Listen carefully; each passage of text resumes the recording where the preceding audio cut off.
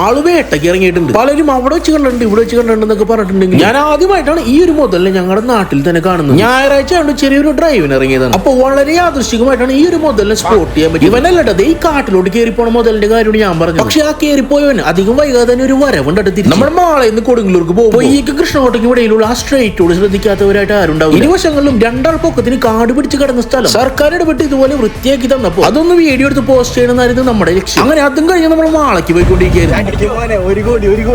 ചെന്തുരുത്തി എത്താറായപ്പോ വഴിയിൽ കണ്ട ഒരു ചേച്ചിയുടെ കയ്യിൽ നിന്ന് ലോട്ടറി വാങ്ങിച്ചിട്ട് വരുന്നത് നമ്മുടെ നിഖിലാണ്. അങ്ങനെ ചെന്തുരുത്തിയിൽ നിന്ന് മാളയ്ക്ക് ഒരു ചെറിയൊരു ഇടവഴി പോകുന്നത്. അവിടെ വെച്ചിട്ടാണ് ആ കാട്ടിൽ നിന്നും തോട്ടിലേക്ക് ഇറങ്ങാനായിട്ട് ശ്രമിക്കുന്ന ആ ഒരു നീർനായെ നമ്മൾ കാണുന്നത്. ആദ്യം തന്നെ നമ്മളെ കണ്ടപ്പോൾ അത് അങ്ങോട്ട് കാട്ടിലോട്ട് തന്നെ കയറിപ്പോയായിരുന്നു. പക്ഷെ വിത്തിൻ മിനിറ്റുകൾക്കുള്ളിലാണ് ആശാൻ തിരിച്ചു വന്നത്. മീൻ പിടിക്കലാണ് ആളുടെ ലക്ഷ്യം. സാധാരണ ഇവരെ കൂട്ടമായിട്ടാണ് കാണാറുള്ളത്. പക്ഷെ ഇവിടെ ഒരെണ്ണം മാത്രം ഉണ്ടായിരുന്നുള്ളൂ. ആ ചെറു കാടുകൾക്കുള്ളിൽ ഇതിന്റെ ഒരു ബെറ്റാലേ തന്നെ ഉണ്ടാവുന്നുള്ള കാര്യത്തിൽ യാതൊരു ഡൗട്ടും വേണ്ട. പക്ഷെ എന്നെ അത്ഭുതപ്പെടുത്തിയത് ഇവന്റെ നീന്താനുള്ള സ്പീഡാണ്. ഇവിടെ നിന്ന് ഒരൊറ്റ മുങ്ങല വിത്തിൻ സെക്കൻഡുകൾക്കുള്ളിൽ കുറച്ചങ്ങോട്ട് മാറിയിട്ടാണ് ആശാൻ പൊന്തി വന്നത്. അതായത് ഉഗ്രനൊരു മീൻപിടുത്തക്കാരനാണ് ഇവൻ. പക്ഷെ നമ്മുടെ നാട്ടിലെ മത്സ്യ കർഷകർക്കും മത്സ്യത്തൊഴിലാളികൾക്കും വലിയൊരു വെല്ലുവിളിയാണ്. കഷ്ടപ്പെട്ട് കൃഷി ചെയ്യുന്ന മീനൊക്കെ പിടിച്ചു തിന്നാൻ വലകളും മറ്റു സാമഗ്രികളൊക്കെ കടിച്ചു നശിപ്പിക്കുക. അങ്ങനെ കുറെ നാശനഷ്ടങ്ങൾ ഈ നീർനായകൾ കാരണം ഉണ്ടാവുന്നുണ്ട് ഇവിടെ. പക്ഷെ വേറൊരു കാര്യം കൂടി പറയാനുള്ളത്, ചില സമയങ്ങളിൽ യുവമാര് മനുഷ്യന്മാരെ ഉപദ്രവിക്കുന്നുള്ളതാണ്.